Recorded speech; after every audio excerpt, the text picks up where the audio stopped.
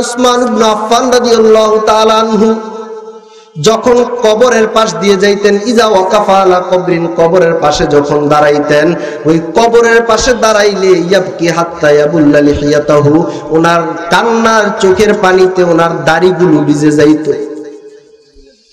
জান্নাতের 10 জন সুসংবাদ প্রাপ্ত সাহাবীদের মধ্যে একজন, এরে আল্লাহর বান্দা, ওই উসমান কবরের পাশে যখন যায় তখন ওনার চোখের পানি দিয়ে দাড়িগুলো ভিজে যায়। জিজ্ঞেস করা হইলো, ইয়া উসমানু কিলা লাহু ইয়া উসমানু তুজকারু ইনদাকাল জান্নাতু ওয়ান নারু লা তাবকি ওয়া তাবকি মিন হাযা। এরে উসমান, তোমার সামনে জান্নাতের আলোচনা হয়, তোমার সামনে জাহান্নামের আলোচনা হয়, আপনি এত কাঁদেন না, কিন্তু যখন কবরের পাশে আসেন এত কাঁদেন কেন? আপনার ব্যাপারে তো জান্নাতের সুসংবাদ আছে, আমরা জানতে চাই। আরে আল্লাহর বান্দা, নবীর উম্মত হযরত উসমান ইবনে আফফান জবাব দেন, সামিতু রাসূলুল্লাহি সাল্লাল্লাহু আলাইহি ওয়াসাল্লাম, আমি স্বয়ং আল্লাহর রাসূল থেকে শুনেছি, ইন্নামাল কবরু আউয়াল মানজিলিম মিন মানাজিলিল আখিরাহ, ফামান নাজা মিনহু ফামা বাদাহু আইসারু মিনহু ওয়া মান লাম ইয়ানজু মিনহু ফামা বাদাহু আশাদ্দু মিনহু। আমি স্বয়ং আল্লাহর রাসূল থেকে শুনেছি, কবর হলো আখিরাতের প্রথম ঘাটি। ওই ঘাটির ভিতরে যদি কোনো আল্লাহর বান্দা মুক্তি পেয়ে যায়, আরামে তার এই ঘাটিটা পার হয়, তাহলে তার পরবর্তী হিসাব নিকাশ ফুলসিরাত মিজানের সবগুলো পাল্লা, সবগুলো দফা তার জন্য সহজেই পার হয়ে যাবে। বলেন সুবহানাল্লাহ। যদি কোনো বান্দা কবরের এই প্রথম ঘাটির ভিতরে আটকায়া যায়, তাহলে ওই বান্দার জন্য যতগুলো ঘাটি পরবর্তীতে অপেক্ষা করতেছে সবগুলো তার চেয়ে বড় কঠিন হবে। বলেন নাউজুবিল্লাহ। এরে আল্লাহর বান্দা, হযরত উসমান ইবনে আফফানের মতো সাহাবী কবরের পাশে গিয়ে দাঁড়ায় এই কারণে, এই জায়গায় যে আমার প্রথম ঘাটিটা হবে, আমি উসমানের জন্য জানি কি অবস্থা হয়, না জানি আমার কোনো বদ আমলের কারণে আল্লাহ আমার সার্টিফিকেটটা আবার কেটে নেন, এই জন্য আমি চিন্তিত হয়ে কবর দেখলে আমার কান্না আসে। বলেন সুবহানাল্লাহ। দাও খোদা দাও আবার আমার উমর দরাজ দিল, দাও খোদা দাও আবার আমার উমর দরাজ দিল, দাওয়ালির মতো বীর সেনানী, আলীর মতো বীর সেনানী জগতে নিখিল,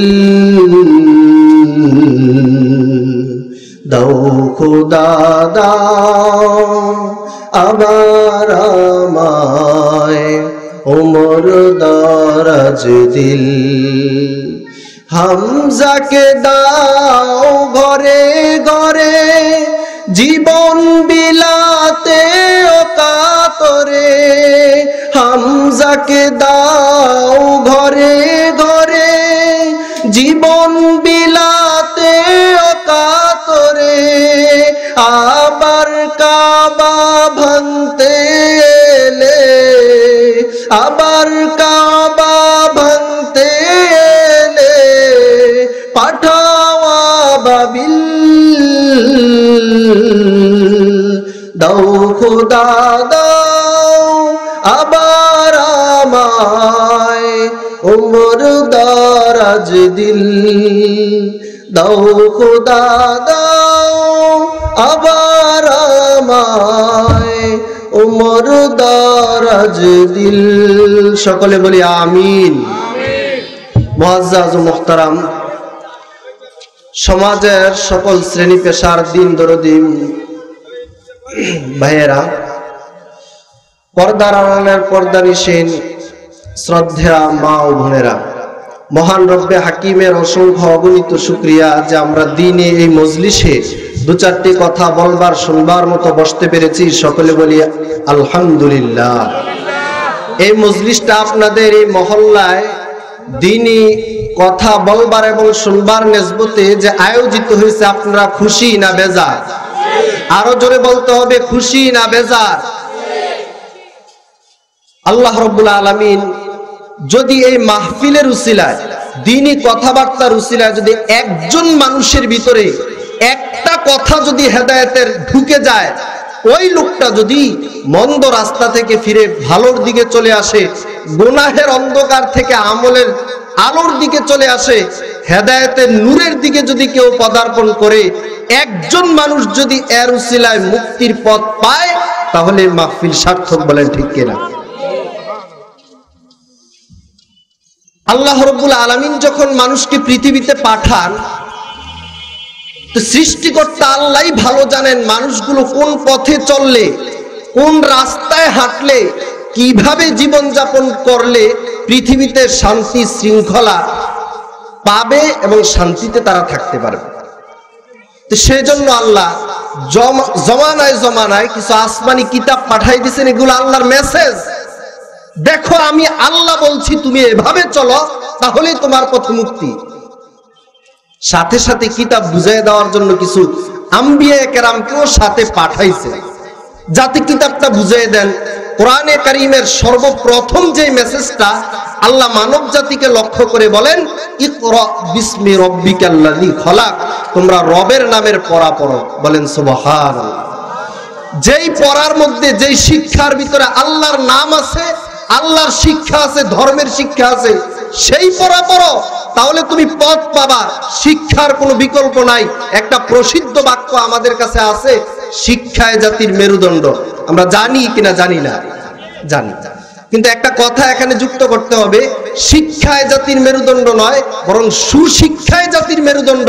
কারণ অনেক শিক্ষায় শিক্ষিত হয়ে কত মানুষ বড় শিক্ষায় শিক্ষিত হয়ে বড় চেয়ারে বসে কলমের খোঁচায় বড় বড় দুর্নীতি করে আছে নাকি নাই? তাহলে শুধু শিক্ষায় যথেষ্ট নয়, সুশিক্ষা লাগবে। চোর একবার ধইরা পিটাইয়া তার একবার ছাইরা দিছিল, যা তোরে মাফ করে দিলাম। ওই হোটেলের ভিতরে চোর আবার চুরি করতে আসছে, আবার যখন চুরি করে তাকে পিটানো শুরু করছে, তখন সে বলতেছে, আল্লাহর রাস্তে আমাকে আর পিটেন। কি সমস্যা, তোকে পিটাবো না? কত বড় দাপট তোর, চুরি করছস আবার বড় কথা কস। সাবধান, আমি পড়ালেখা করছি, পড়ালেখা জানি, এই বলে আমি আপনারা আমাকে দাওয়াত দিয়ে আবার নিয়ে আসছেন বলেই আমি আসছি। মালিক কইতেছে, ব্যাপার কি? চুরি করলো, আমরা নাকি চোরকে দাওয়াত করছি, এই কারণে সে আসছে। ও বলতেছে, পিছনের দিকে তাকান, হোটেলের গেটে কি লেখা আছে। তাকায় দেখে হোটেলের গেটে লেখা আছে, ধন্যবাদ, আবার আসবেন। ধন্যবাদ, আবার আসবেন। এই লেখাটা আমি গতবার পিঠা খেয়া যাইবার সময় দেখা গেছি, এই কারণে আবার আসছি। পড়ালেখা যদি জানতাম না, তাহলে এটাও পড়তে পারতাম না, আসতামও না। আমি জিজ্ঞেস করতে চাই, তার এই পড়ালেখাটা তার জন্য সৌভাগ্যের কারণ হয়েছে না বিপদের কারণ হয়েছে? কিছু কিছু শিক্ষিত দেশের জন্য, জনগণের জন্য, মানুষের জন্য কল্যাণের কারণ নয়, বড় বিপদের কারণ হয়ে দাঁড়াইছে। বলেন ঠিক কিনা? আল্লাহ বললেন যে প্রথম মেসেজ, তোমরা রবের নামের পড়া পড়ো। এই মেসেজটা আমরা সবাই জানি, কিন্তু আল্লাহ রাব্বুল আলামিন সর্বশেষ কোরআনের যে আয়াতটা নাজিল করে দিয়েছেন, সেই আয়াতের মর্ম ব্যাখ্যা, এই কথাটা আমরা অনেকেই জানি না। আপনি মনে করেন তো আপনার মৃত্যুর সময় আপনি সর্বশেষ কোন কথাটা বলবেন? জীবনের সবচেয়ে যে গুরুত্বপূর্ণ কথাটা না বললে নাই হয়, মৃত্যুর আগে আপনি সেই কথাটাই বলবেন। কোরআনে কারীমের সর্বপ্রথম আয়াত আমরা জানলাম, রবের নামের পড়া পড়ো। সর্বশেষ কোন আয়াতটা? ওই আয়াতের মধ্যে আল্লাহ উম্মতের জন্য, মানব জাতির জন্য কোন মেসেজটা দিয়ে গেছেন সেটা জানার দরকার আছে নাকি নাই? আরো জোরে বলেন, আছে নাকি নাই? قال الله تبارك وتعالى واتقوا يوما ترجعون فيه إلى الله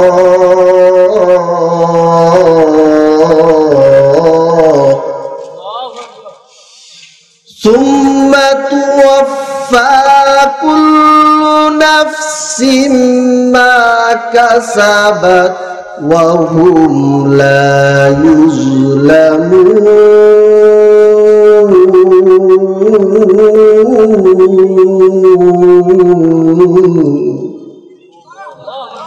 আল্লাহ রাব্বুল আলামিন কোরআনে কারীমের সর্বশেষ যে আয়াত নাজিল করেছেন, সেই আয়াতের মধ্যে মানব জাতির কল্যাণের জন্য একটা মেসেজ রেখেছেন। সেই মেসেজটা হলো আল্লাহ রাব্বুল আলামিন বলেন, আমার কোরআনের সর্বশেষ আয়াত, এর দ্বারা কোরআনকে আমি কমপ্লিট করে দিলাম। ওই আয়াতটা হলো ওয়াত্তাকু ইয়াওমান, এরে আল্লাহর বান্দা ওই দিনকে ভয় কর, ওই দিনকে ভয় কর। কোন দিন? তুরজাউনা ফিহি ইলাল্লাহ, যেই দিন তোমাদেরকে আল্লাহর কাছে ফিরে নেওয়া হবে, সেই দিনকে তোমরা ভয় করো। ওই দিনে সকলের প্রাপ্য পরিপূর্ণ করে দেওয়া হবে, সামান্য পরিমাণ জুলুম কারো উপর করা হবে না। বলেন সুবহানাল্লাহ। আল্লাহ বলেন ওই দিনকে ভয় কর, যেই দিন তোমরা আমাদের সামনে, আমার সামনে উপস্থিত হতে হবে। কারণ কি, ওই দিনের ভয় যদি কোনো বান্দার অন্তরের মধ্যে থাকে, এরে আল্লাহর বান্দা, বাবার সামনে তুমি দাঁড়ায় অপরাধ করতে রাজি হও না, কারণ বাবা তাকায় আছে। এরে ছাত্র, তুমি শিক্ষকের সামনে অপরাধ করতে তুমি রাজি হও না, সাহস করো না, কারণ শিক্ষক তোমার সামনে দাঁড়ায় আছে। এরে আল্লাহর বান্দা, তুমি পীর সাহেবের মুরিদ হইছো, পীরের সামনে অপরাধ করো না, গিয়ে বুজুর্গ সেজে বসে থাকো। কিন্তু বাবার থেকে যদি দূরে সরে যাও, শিক্ষক থেকে আলাদা হয়ে যাও, পীরের সামনে থেকে যখন আলাদা হয়ে যাও, তোমার ভণ্ডামি আর দুষ্টামির কোনো শেষ থাকে না। কারণ কি, ওই সময় তুমি পীরের সামনে ছিলাম, ওই সময় তুমি বাবার সামনে ছিলা, বাবার ভয়, তোমার অন্তরের মধ্যে শিক্ষকের ভয়। এরে আল্লাহর বান্দা, তোমার মাঝে যদি নাকি আল্লাহর ভয় থাকতো, আল্লাহ সব সময় দেখেন কি দেখেন না? আল্লাহ কি সবকিছু শুনেন কি শুনেন না? আল্লাহ যে সবকিছু দেখেন, সবকিছু শুনেন, ওই ইলম আর বিদ্যা যদি তোমার অন্তরের ভিতরে থাকতো, গুনাহের পথে যখন কদম বাড়াইতা, তোমার সঙ্গে সঙ্গে মনে হইতো আল্লাহ আমার দিকে তাকায় আছে। রাতের 12টার পর যখন পরকীয়ার প্রেমে পড়ে মোবাইলে যখন মেসেজ করতা, তখন তোমার বারবার মনে হইতো আমার মা দেখে না, বাবা দেখে না, শিক্ষক দেখে না, পীর দেখে না, কিন্তু আমার আল্লাহ দেখে। আমি আজকে কম্বলের নিচে, ল্যাপের নিচে ঢুকিও যে পরকীয়ার কথা বলি আর মেসেজ লিখি, ওই বিদ্যাটা যদি অন্তরের ভিতরে ঢুকে যাইতো, ওই বান্দাটা অন্ধকার ঘরে কম্বল আর ল্যাপের নিচেও পরকীয়ার মতো হারাম কাজ করতে কোনোদিন সাহস পেত না। এরে আল্লাহর বান্দা, নবীর উম্মত, খলিফাতুল মুসলিমিন হযরত ওমর ইবনুল খাত্তাব একদিন পথ দিয়ে যাইতেছেন, মুসাফির মানুষ, সফরের সামানাগুলো শেষ হয়ে গেছে, পিপাসায় কাতর, ক্ষুধায় ক্লান্ত হয়ে এক জায়গায় গিয়ে, মানুষ যেখানে থাকে সেখানে গিয়ে দেখলেন একটা ভেড়া এবং বকরির পাল। ভেড়া বকরির পালের কাছে গিয়ে রাখালকে খুঁজে বের করলেন, এ রাখাল ভাই, আমি একজন পিপাসার্ত, ক্ষুধার্ত, পিপাসায় কাতর হয়ে গেছি, তোমার কাছে কি দুধওয়ালা একটা বকরি হবে? ওই দুধওয়ালা বকরি থেকে একটু দুধ পান করে পিপাসাটা নিবারণ করব। প্রয়োজনে তুমি মূল্য চাইলে আমার কাছ থেকে মূল্য নিয়ে যাও।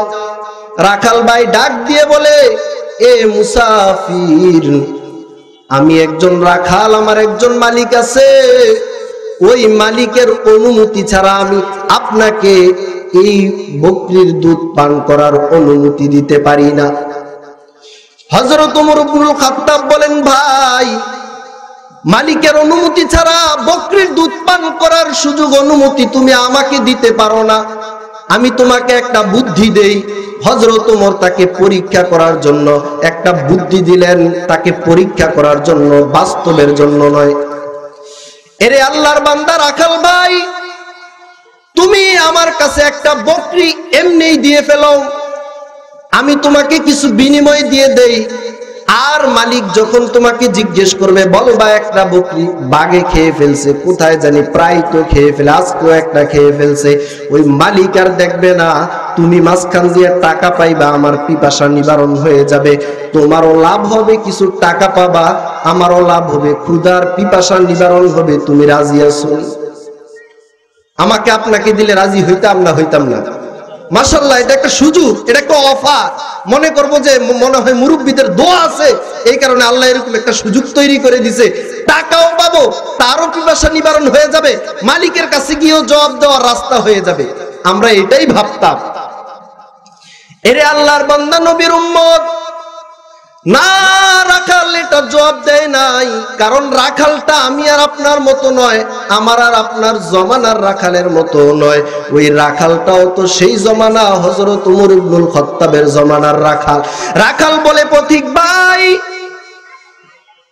তুমি হয়তো বলছো তোমাকে যদি বকরির দুধ পান করায় দেই তাহলে আমার মালিক, আমার মনিব যে আছে সে হয়তো দেখবে না। আমি তোমাকে জিজ্ঞেস করতেছি, আমার মনিব, তোমার মনিব, বিশ্ব জাহানের মনিব, আমার মালিক যে আছে তারও মনিব যে আল্লাহ আছে, ফাআইনাল্লাহ,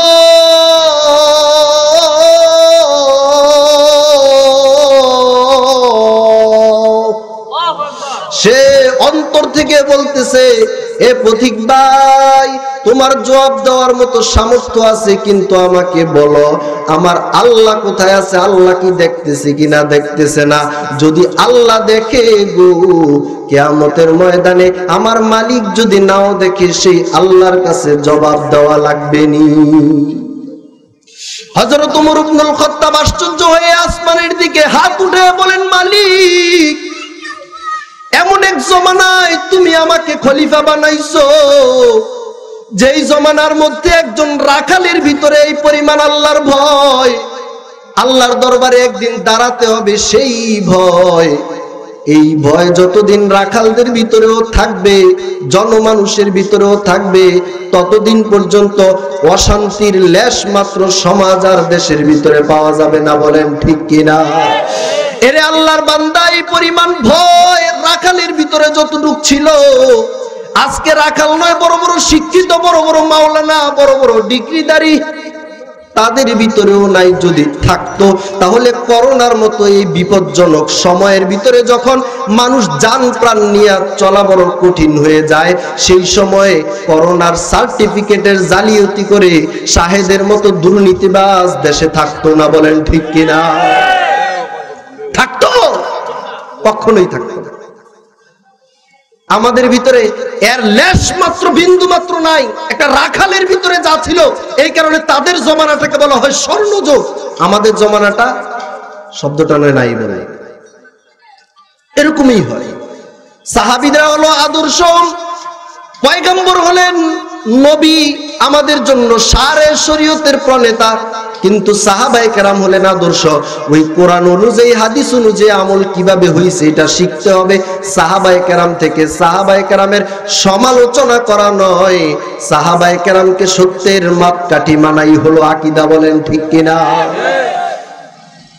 সাহাবীদের ব্যাপারে আল্লাহ বলেন, আমি সাহাবীদেরকে পরীক্ষা নিয়েছি, তাকওয়ার পরীক্ষা নিয়েছি, আমি পরীক্ষক, সাহাবারা পরীক্ষার্থী, বিষয়বস্তু তাকওয়া, আমি আল্লাহ রেজাল্ট দিতেছি। তারা হলেন পরীক্ষায় 100-এ 100 নাম্বার পাস করা উম্মত, যারা পরবর্তী কিয়ামত পর্যন্ত আগন্ত মানুষের জন্য আদর্শের মাপকাঠি। বলেন সুবহানাল্লাহ।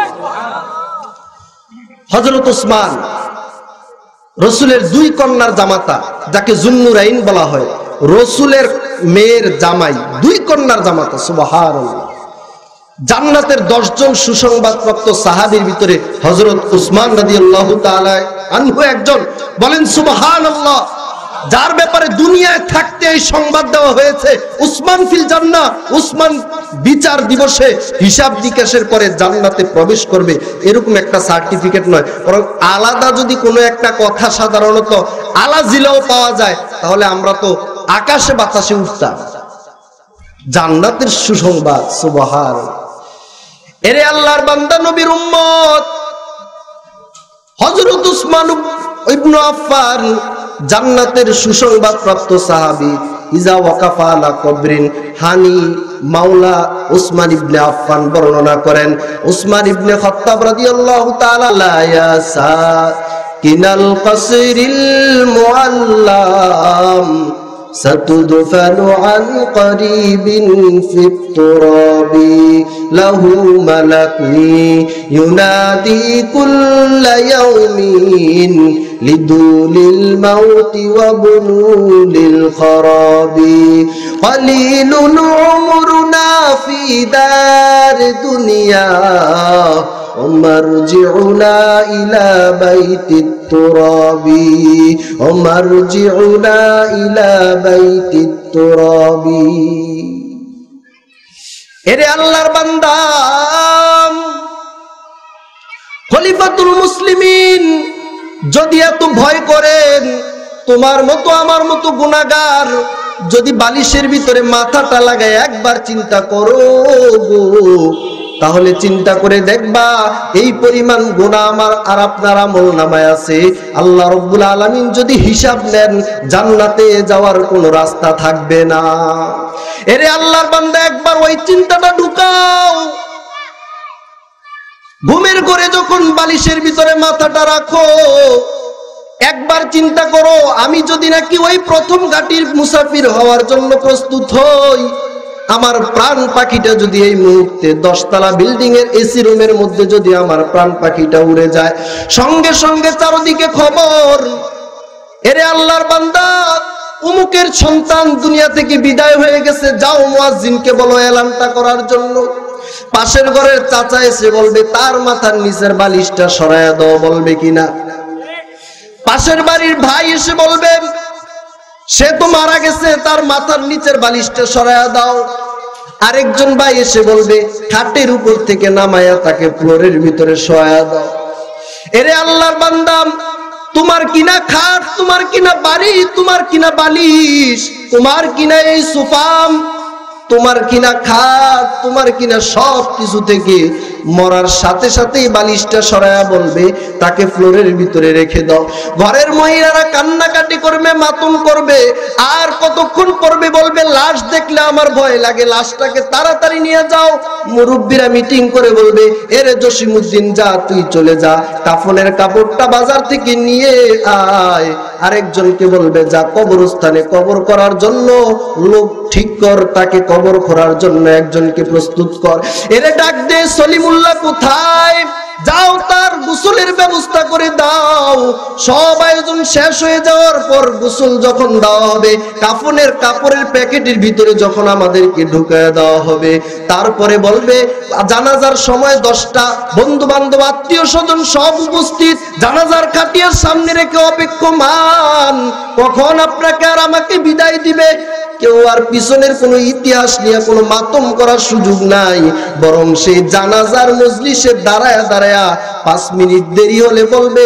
5 মিনিট দেরি হয়ে গেছে জানাজার কতক্ষণ ঠিক কিনা জোরে কথা বন্ধু বান্ধব বলবে 10 মিনিট লেট হয়ে গেছে আর কতক্ষণ দেরি বন্ধুরা 10 মিনিট পর্যন্ত অপেক্ষা করাকে আজকে বিরক্তিকর মনে করবে ওই দিন যতক্ষণ না বিদায় দিবে তাদের মনটাও প্রশান্তি হবে না বিদায় দিয়ে সকলেই কিন্তু আবার আপনার আরামের সামানাপত্রগুলো খোঁজার জন্য চলে যাবে একমাত্র আপনাকেই সেই বিছানা ছাড়া মাটির জায়গায় শোয়ায় দিয়ে আসবে বলেন ঠিক কিনা ও তুই এ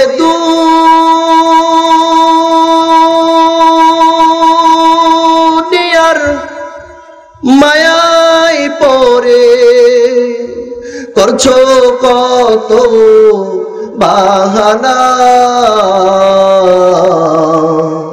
এ যে নয় তোর আসল বাড়ি কবর যে তোর আসল ঠিকানা আসল ঠিকানা কই আরো জোরে বলেন আসল ঠিকানা কোথায় এ যে নয় তোর আসল বাড়ি কবর যে তোর আসল ঠিকানা ভাই বেরাদর যারাই ছিল একে একে সব হারালো ভাই বেরাদর যারাই ছিল একে একে সব হারালো তবু কি তোর হবে না হুশ তবু কি তোর হবে না হুশ, শুনবি না তুই কারো মানা।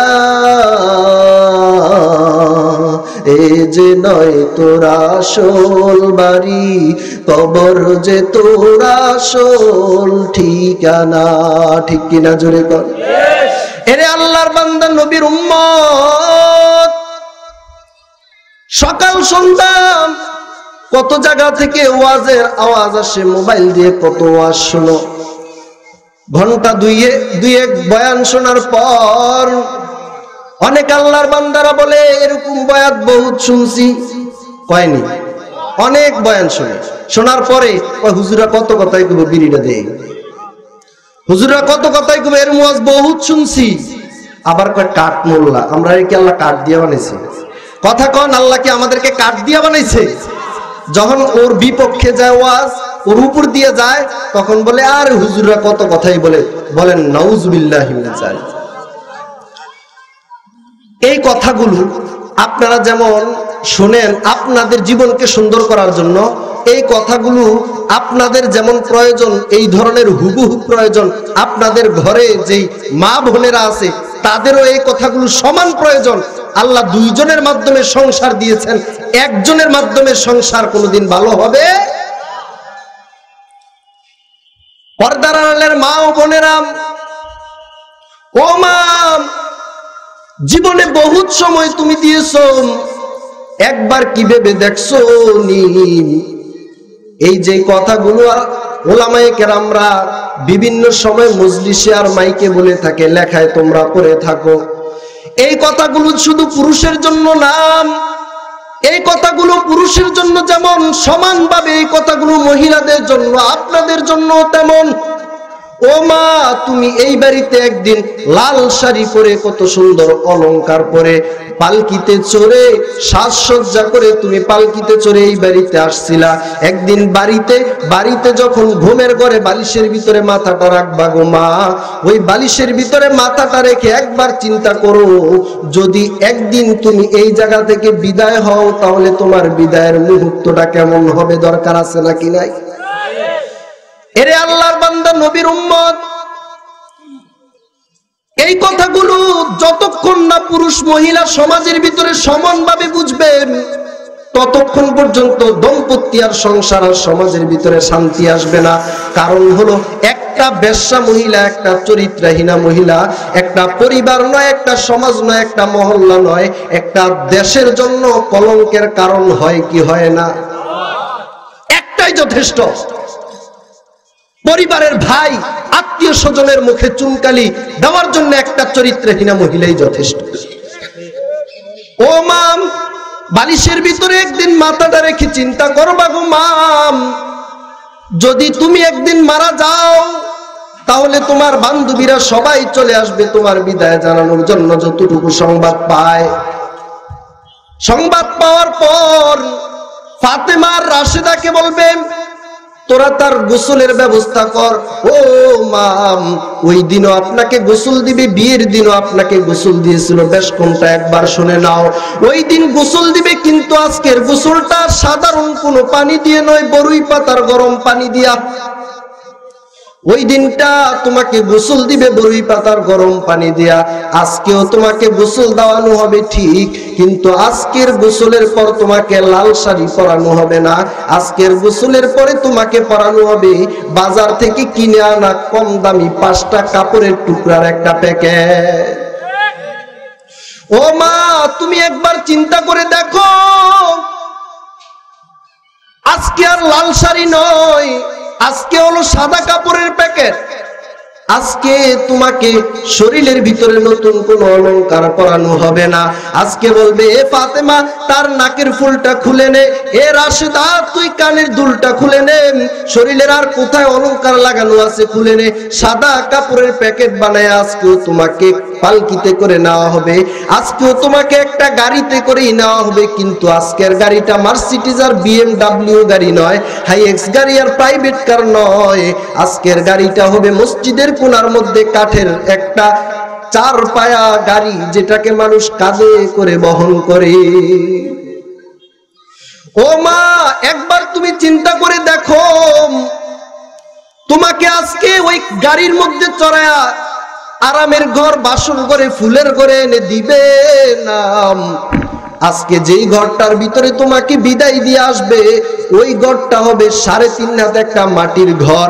এক পার্শ্ব হইলে আরেক পার্শ্ব হওয়ার সুযোগ থাকবে না।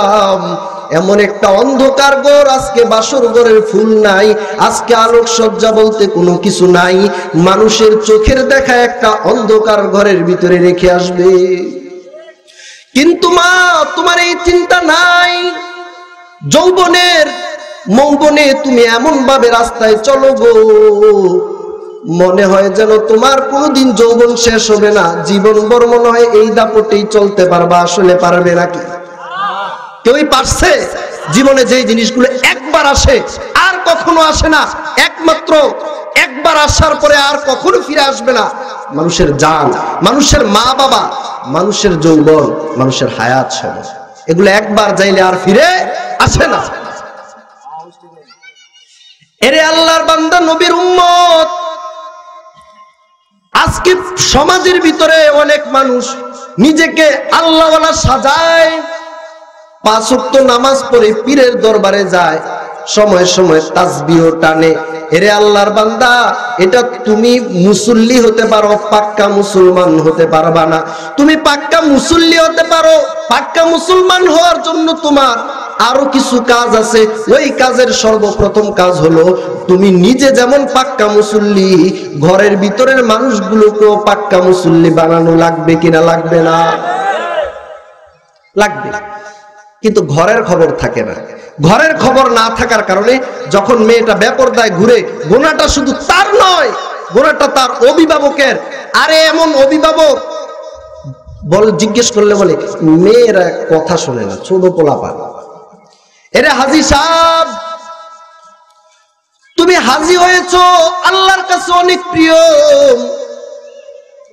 এই কথা ভেবে যদি তুমি দুনিয়াটা পার করে দাও, তুমি বড় একটা ভুল করলা। হাজী সাহেব হওয়ার মাধ্যমে শুধু মুক্তি পাওয়া যাবে না। আল্লাহ বলেন, তোমরা যদি মুসলমান হও তাহলে পরিপূর্ণ মুসলমান হও। আদা মৌলবী আর আদা মুসলিম খোদার দুশ্মন হওয়ার কোনো দরকার নাই। এখন আদা মুসলমান প্রায় সবাই, আদা মুসলমান সবাই পাক্কা মুসলমান। খলিফাতুল মুসলিমিন, জান্নাতের সুসংবাদ প্রাপ্ত সাহাবী হযরত ওমর ইবনুল খাত্তাব। কেমন সাহাবী? আল্লাহর রাসূল বলেন, লাউ কানা বাদি নাবিয়্যুন লাকানা ওমর, আমার পরে যদি পৃথিবীতে কোন নবী হতো সেই ওমর। বলেন সুবহানাল্লাহ। আর কোন নবী আসবে? রাসূল চলে যাওয়ার পরে কোন নবী আছে? এখন যারা নবুয়তির দাবি করে বলে আমরা শেষ নবী, শেষ নবীর পক্ষ থেকে সার্টিফিকেট প্রাপ্ত কাদিয়ানীর দোসররা দেশে আছে নাকি নাই? কাদিয়ানীরা যে বলে আমরা শেষ নবী, তারা মুসলমান না কাফের? দিলের ভিতরে কোনো সন্দেহ আছে? আল্লাহর রাসূল বলেন, আমার পরে যদি কেউ নবী হতো সেই উমর। জান্নাতের সুসংবাদ প্রাপ্ত সাহাবীদের একজন মৃত্যু মুখে যখন পতিত হয়ে যান, ফজরের নামাজ পড়াইতেছিলেন হযরত ওমর। ফজরের নামাজের সময় আবু লুলু ইহুদির বাচ্চা কারণবশত রাগ করে এসে ওনাকে খঞ্জর মেরে ফজরের নামাজ আনতে নামাজের সময় নাভির নিচে যখন বর্ষা দিয়ে এলো পাথারি আঘাত করলো, ওনার শরীরের রক্তগুলো অজস্রে পড়া শুরু হয়ে গেল। খলিফাতুল মুসলিমিন ফজরের নামাজ পড়াইতেছিলেন, অন্ধকারের মধ্যে আবু লুলু এসে আঘাত করেন। খলিফাতুল মুসলিমিন সঙ্গে সঙ্গে মাটিতে টান টান হয়ে পড়ে যান, শরীর থেকে অজস্রে রক্ত পড়া শুরু হয়ে গেল। অন্য সাহাবীরা জলদি করে নামাজটা শেষ করেন, আর যে আহতকারী সন্ত্রাস ছিল তাকে গ্রেফতার করেন। কিন্তু দেখার বিষয় হলো, খলিফাতুল মুসলিমিন রক্ত প্রবাহিত হওয়ার কারণে যখন তিনি বেহুশ হয়ে যান, হঠাৎ করে ওনার হুঁশ ফিরে আসলো। দেখেন ওনার মাথাটা একজনের রানের উপরে। জিজ্ঞেস করলেন, ভাই আমার মাথাটা তোমার রানের উপর রাখার দরকার নাই, আমার মাথাটা জমিনের ভিতরে রেখে দাও। জমিনের ভিতরে রাখার পর হযরত ওমর বলতেছে ওয়াইলুল লাকা ইয়া ওমর ইল্লাম ইয়াগফির রাব্বুকা লাকা, এরে ওমর তোর জন্য ধ্বংস অনিবার্য, যদি তোর রব তোকে maaf না করে তোর জন্য আখিরাতে কোনো মুক্তির ব্যবস্থা থাকবে না। এমন এমন করে ওমর কাঁদতেছেন আর চেহারাটাকে মাটির সাথে বারবার ঘষতেছিলেন। এরে আল্লাহর বান্দা নবীর উম্মত খলিফাতুল মুসলিমিন, যার ব্যাপারে জান্নাতের সুসংবাদ, যার ব্যাপারে পয়গম্বর পরবর্তী নবী হওয়ার জন্য এমন যোগ্যতার সার্টিফিকেট দিয়েছেন, মৃত্যুর সময় বলতেছেন আমি যদি নাকি মারা যাই আর আমার রব যদি আমাকে মাফ না করে, তাহলে কিয়ামতের দিন যেদিন আল্লাহর দরবারে দাঁড়াবো আমি ওমরের জন্য কোনো বাঁচার ব্যবস্থা থাকবে না। আল্লাহু আকবার। হযরত ওমর যদি এটা বলে, আমরা কি বলা দরকার? আমরা মাঝে মাঝে মনে করি মাশাআল্লাহ সময় মতো তো নামাজ পড়ি, মাঝে মাঝে টাকা পয়সাও দেই, আলেম ওলামাদেরকে মহাব্বত করি, আশা করি আল্লাহ জান্নাত কার জন্য? আমরার জন্যই তো।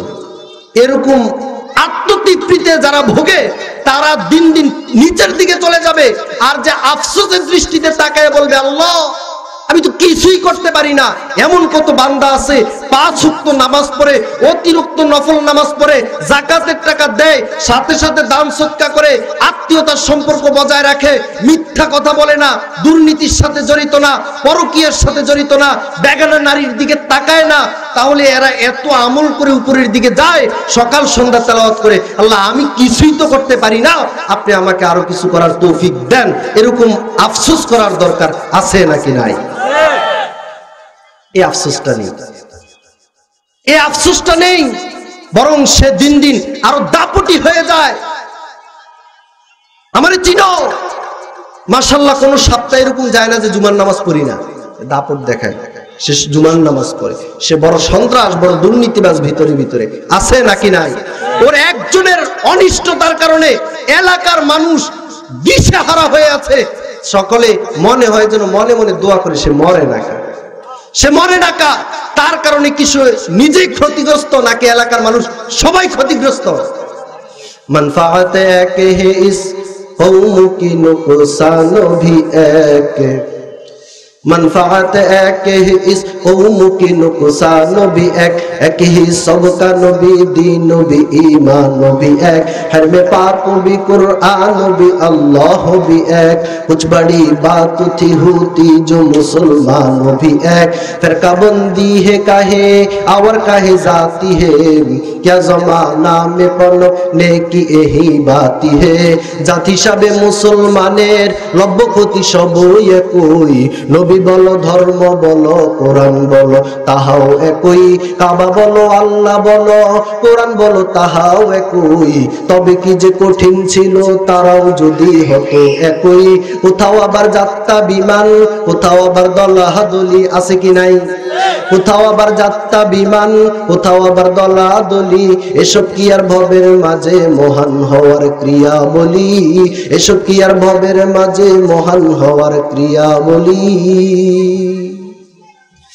এরে আল্লাহর বান্দা নবীর উম্মত, বারবার আল্লাহ রাব্বুল আলামিন আখিরাতের কথা কোরআনে স্মরণ করান। আর কোরআনের সর্বশেষ মেসেজ যে আয়াতের মধ্যে আল্লাহ আয়াতটা নাজিল করার মাধ্যমে কোরআনটাকে কমপ্লিট করেছেন, আয়াতটার কথা মনে আছে কি নাই? ওই আয়াতের মধ্যে আল্লাহ রাব্বুল আলামিন বলেন ওয়াত্তাকু ইয়াওমান তুরজাউনা ফীহি ইলাল্লাহ সুম্মা তুওয়াফা কুল্লু নাফসিম মা কাসাবাত ওয়া হুম লা ইউজলামুন।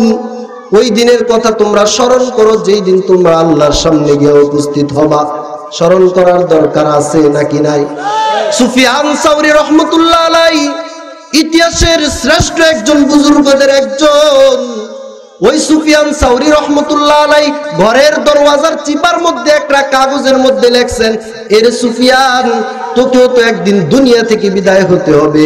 এরে সুফিয়ান এই কথাটা লিখে উনি আল্লাহর সামনে দাঁড়াইতে হবে, এই কথাটা লিখে দরওয়াজার চিপার মধ্যে রেখে দিয়েছে। দরওয়াজার চিপার মধ্যে এমন কাগজ রেখে দিয়েছে কি কার কারণ? একজন খাদেম দেখেন বারবার সুফিয়ান সাওরী যখনই ঘরে প্রবেশ করেন দরওয়াজার চিপা থেকে সেই কাগজটা বের করে তাকান, কি জানি কাগজটার ভিতরে পড়ে আবার কাগজটা ভিতরে রাইখা দেন। আবার যখন ঘর থেকে বের হয়ে কাজের মধ্যে যান, আবার কাগজটাকে বের করে কথাটা কইরা আবার কাগজটাকে ভিতরে রাইখা তারপরে রওনা হয়। খাদেম চিন্তা করলো হযরত কি জানি লেখেন, অবশ্যই তা জানা দরকার। একদিন কাগজটা বের করে দেখে সুফিয়ান সাউরি ওই জায়গার মধ্যে লিখে রাখছে, আরে সুফিয়ান, বড় বুজুর্গ মানুষ বলে তোর আমলনামার দিকে তাকা, একদিন এই আমলনামাগুলা নিয়ে তোর রবের সামনে দাঁড়াইতে হবে। এই লেখাটা বলেন সুবহানাল্লাহ। সুফিয়ান সাউরির মতো বুজুর্গ, এরে আল্লাহর বান্দা, একজন সুফিয়ান সাউরির মতো বুজুর্গ মৃত্যুর কথা, রবের সামনে দাঁড়ানোর সেই কোরআনের শেষ মেসেজটার কথা বারবার যদি দিনে এতবার স্মরণ করেন নিজের আমল ঠিক রাখার জন্য, আমার আর আপনার কি পরিমাণ প্রয়োজন আছে কি নাই? একটা কথা বলি, সকলেই এখানে যারা আছে মুসলমান বলতে যে আছে সকলের ভিতরে একটা জিনিস তারা করে, আসলে মাঝে মাঝে মনে হয় আমাকেও তো মারা যেতে হবে, তখন সে হেদায়েতের উপর থাকার জন্য একটা পথ তালাশ করে, কিন্তু মাঝে মাঝে এরকম হয়ে যায় তার নিয়তটা বিশুদ্ধ কিন্তু তালাশ করার পদ্ধতিটা ভুল। এই কারণে এই লোকটা ভুল পথে চলার কারণে একদিন জাহান্নামের আসামি হয়ে আফসোস করবে, সে আফসোস কোনোদিন কাজে আসবে। একের পরে শূন্য দিলে কত হয়? কথা বলেন, একের পরে শূন্য লাগাইলে কত হয়? আরেকটা শূন্য লাগাইলে কত হয়? আরেকটা শূন্য লাগাইলে কত হবে? শূন্যের কত দাম রে? একটা লাগাইলেই 10 গুণ, একটা লাগাইলেই 10 গুণ। আপনি যদি চিন্তা করেন এত দামি একটা শূন্য, এর তো সামনে দেওয়া দরকার। আপনি যদি একে সম্মান কইরা এই শূন্য এত দাম প্রতি 10 গুণ বাইরে যায় বাড়াইলে এর সম্মান করে একের আগে দিয়ে যদি না বসাই দেন, আপনার এই শূন্যের কোনো দাম হবে? এরে আল্লাহর বান্দা, নবীর উম্মত, হেদায়েতের পথে চলো, চলার জন্য তুমি ফিকিরও করো, কিন্তু তোমার কাছে একটা আবদার রেখে যাই, হেদায়েতের ওই পথে চলতে হলে পথটাও সঠিক হতে হবে, নিয়তটা তোমার বিশুদ্ধ, কিন্তু তুমি কার হাতে হাত দিতেছো, কার পিছনে দৌড়াইতেছো, কিভাবে তুমি আমল করতেছো, ওই কথাগুলা যাচাই বাছাই করে আমল করার দরকার আছে নাকি নাই? অবশ্যই সেই পথে চলতে অবশ্যই একটা ভালো পথে গবেষণা করেই চলতে হবে, না হয় সারা জীবনের কষ্ট বৃথা ছাড়া কোনো কিছুই হবে না। পদ্ধতি ভালো হওয়া লাগবে। আপনি নবীকে ভালোবাসেন, ভালোবাসার পদ্ধতি আছে নাকি নাই? আল্লাহর রাসূলের কিশোর সাহাবী তালহা ইবনে বারা, সাহাবীর নাম কি? তালহা ইবনে বারা। আল্লাহর রাসূলের কিশোর সাহাবী তালহা ইবনে বারা রাসূলের দরবারে বাবার সাথে প্রতিদিন নামাজ পড়ার জন্য আসে। সন্তানদেরকে 7 বছর যখন পার হয়ে যাবে, সন্তানদেরকে বাবারা মসজিদে নিয়ে আসবা। 10 বছর যখন হয়ে যায়, না আসলে প্রয়োজনে প্রহার করবা, শাসন করবা। এটা তার জন্য অনুগ্রহ, এটা তার জন্য দয়া। আল্লাহর রাসূলের ছোট্ট সাহাবী তালহা ইবনে বারা বাবার সাথে যখন নামাজ পড়ার জন্য প্রতিদিন মসজিদে আসে, বড় বড় সাহাবীরা দেখে মাশাআল্লাহ ছোট্ট কিশোর সাহাবী প্রতিদিন নামাজের জন্য আসে, সকলে তাকে আদর করে স্নেহ করে কোলে তুলে নেয়। একদিন তালহা ইবনে বারা অসুস্থ হয়ে পড়লেন। রাতের বেলা মাকে বললেন, মা, মাগরিবের নামাজ আনতে আজকে নামাজের সময় আমি মসজিদে নববীতে পয়গম্বরের পিছে নামাজ পড়তে পারি নাই, জ্বরের প্রকট ভাব বেড়ে গেছে, মনে হয় এশার সময় আমি যেতে পারবো না। ও মা, আমি যদি কোনোদিন মরে যাই, রাতের বেলা যদি মারা যাই, তাহলে আমার মৃত্যুর সংবাদ পয়গম্বরকে পৌঁছাইবা না, রাতের বেলায় আমাকে দাফন করে শেষ করে দিবা। বড় চিন্তার বিষয়, কৌতূহল বশত জিজ্ঞেস করলো, মা, আমার এই ওসিয়তটা অবশ্যই খেয়াল রাখবা, যদি কোনোদিন রাত্রিবেলা মারা যায় পয়গম্বরকে আমার মৃত্যুর সংবাদ দিবা না। কি আশ্চর্য কথা না? প্রতিদিন মসজিদে যায়, রাসূল তাকে ভালোবাসে, আদর করে, সাহাবায়ে কেরাম তাকে কোলে তুলে নেয়, যদি সে বলতেছে রাত্রিবেলা মারা যায় এই সংবাদ রাসূলকে না পৌঁছাইতে। আশ্চর্যের কারণ, মা জিজ্ঞেস করলো, বাবা, সবাই তোমাকে এত আদর করে, তারপরেও কেন তুমি এমনটা বলছো? সন্তান বলতেছে, মা, আমি যদি রাতের বেলা মারা যাই, ওই সংবাদ যদি সঙ্গে সঙ্গে পয়গম্বরের কানে চলে যায়, আমাকে দেখার জন্য রাসূল সঙ্গে সঙ্গে আমার বাড়িতে চলে আসবেন। কিন্তু আমার বাড়িতে আসা কোনো অপরাধ নয়। কিন্তু মা, আমি আরেকটা জিনিস চিন্তা করি জানবাম, সেই চিন্তাটা হলো আমার বাড়ি আর পয়গম্বরে যেখানে থাকেন মসজিদে নববী, এই দুই বাড়ির মাঝখানে একটা ইহুদি পল্লী আছে, ইহুদি পাড়া আছে। ইহুদিরা হলো মুসলমানের চিরশত্রু, ইসলামের শত্রু, কোরআনের শত্রু। তারা যদি নাকি রাসূলকে রাত্রে বেলা পেয়ে অতর্কিতভাবে কোনো হামলা করে আঘাত করে দেয়, আর ওই আঘাতের কারণে যদি রব্বে কারীম কিয়ামতের দিন আমাকে জিজ্ঞেস করে, তলহা তুই অসুস্থ হয়ে রাতের বেলা মারা গেছিলি, তোকে দেখার জন্য পয়গম্বর রাতের বেলা রওনা হয়, সেই সময় ইহুদিদের কাছে অতর্কিতভাবে হামলার শিকার হয়ে রাসূল আমার পয়গম্বর, আমার আদরের নবী, শেষ নবী সাইয়্যিদুল মুরসালিন আঘাতপ্রাপ্ত হয়েছে তলহা, তাহলে তুই কি জবাব দিবি? এরকম প্রশ্ন যদি আল্লাহ কিয়ামতের দিন আমাকে করে, আমি তলহা আল্লাহকে জবাব দিতে পারবো না। এরে আল্লাহর বান্দা, নবীর উম্মত, আল্লাহর রাসূলের ছোট্ট সাহাবী তলহা মারা যাবে, ওই সময়ও ওসিয়ত করে যায়, আমার পয়গম্বরের সাথে ভালোবাসা আছে ঠিক, এই জায়গায় ভালোবাসার পরিচয় হলো রাসূল আসা নয়, বরং না এসে যদি মসজিদে থাকে, তাহলে আমার রাসূল ইন্তেকালের কারণেও আমার কারণে কোনো আঘাত পাবেন না। বলেন সুবহানাল্লাহ। রাতের বেলা তলহা ইবনে বারা ইন্তেকাল হয়, ওসিয়ত অনুযায়ী রাতের বেলা দাফন। রাতের বেলা যখন দাফন শেষ, ফজরের নামাজের সময় বাবা নামাজ পড়ার জন্য আসে। আল্লাহর রাসূল দেখলেন তার বাবা ফজর পড়তে আসছে, কিন্তু আমার আদরের সাহাবী তলহা আসে নাই। জিজ্ঞেস করলেন, আরে বাবা, আমার ছোট্ট সাহাবী তলহা কই? বাবা এই আওয়াজ শুনেই, পয়গম্বরের প্রশ্ন শুনে অজস্র চোখের পানি ছেড়ে হাউমাউ করে কান্না করে বলতেছে, ওগো পয়গম্বর, আপনার ছোট্ট সাহাবী তলহা গত রাত্রে এমন ওসিয়ত করেছে, ওসিয়ত অনুযায়ী মারা যাওয়ার পরে রাতের বেলায় আমরা দাফন করে দিয়েছি। আল্লাহর রাসূল আশ্চর্য হয়ে বলেন, এরে সাহাবায়ে কেরাম, তোমরা কোথায় আছো? জলদি আসো। আমার ছোট্ট সাহাবী এই পরিমাণ মোহাব্বত, আমার নবীর মোহাব্বত নিয়ে কবরের মধ্যে চলে গেছে, চলো ওই মোহাব্বত ওয়ালা সাহাবীর কবরটা জিয়ারত করে আসি আমরা সবাই। বলেন সুবহানাল্লাহ। আল্লাহর রাসূল ফজরের নামাজ আনতে সাহাবায়ে কেরামকে নিয়ে দৌড়ায়। কি ব্যাপার, এত জলদি কেন? আল্লাহর রাসূল দৌড়াইয়া তলহা ইবনে বারার কবরের কাছে চলে যায়। কবরের কাছে গিয়ে আল্লাহর কাছে হাত তুলে দোয়া করে, মালিক,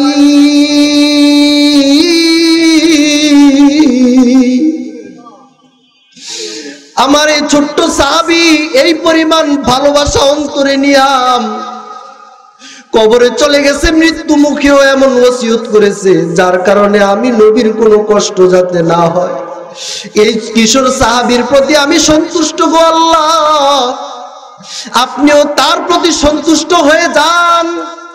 আমি নবী এই উম্মতের প্রতি সন্তুষ্ট, আপনি আল্লাহ তার প্রতি সন্তুষ্ট হয়ে যান, এই দোয়াই আমি আমার এই উম্মতের জন্য করি। বলেন সুবহানাল্লাহ। এরে আল্লাহর বান্দা, নবীর উম্মত, তলহা ইবনে বারার ভিতরেও পয়গম্বরের ভালোবাসার ইশক ছিল কি ছিল না? কিন্তু ওই সাহাবী এই সময়ের ভিতরেও পদ্ধতিটার প্রতি খেয়াল রাখছেন, এখানে আমি মারা গেলেই চলবে না, মারা যাওয়ার পরেও যাতে আমার রাসূলের অন্তরে আর শরীরে কোনো আঘাত না লাগে। আর আমরা জমিনের ভিতরে চলি, এমন এমন আচরণ করি, সুন্নতের বিরুদ্ধে বদনাম করে, এই তো টুপিওয়ালা কয়া গালি দেয়, টুপিকে নিয়ে কুকুরের মাথায় পরায়, সুন্নতের দাড়িগুলো নিয়ে কুকুরের মুখের ভিতরে লাগায় দেয়, এরকম কুলাঙ্গার আছে নাকি নাই? এরে আল্লাহর বান্দা, বড় দুঃখ, বড় দুঃখ গো, রাসূলের জীবদ্দশায় ইন্তেকাল হয়ে যাবে, তারপরেও কষ্ট দিতে রাজি না। আর আমরা জীবদ্দশায় রাসূলের কলিজার ভিতরে আঘাত লাগাই, রাসূলের কলিজার ভিতরে আঘাত লাগাও, কি জবাব দিবা সে আল্লাহর দরবারে? যে আল্লাহ বলেন, ওয়াত্তাকু ইয়াওমান তুরজাউনা ফীহি ইলাল্লাহ। এরে আল্লাহর বান্দা, ওই দিনকে ভয় কর, যেই দিন তোরা আল্লাহর সামনে উপস্থিত হবি, ওই দিন সকলের কাজের পরিপূর্ণ হিসাব দেওয়া হবে, বিন্দু পরিমাণ জুলুম আল্লাহ করবে না।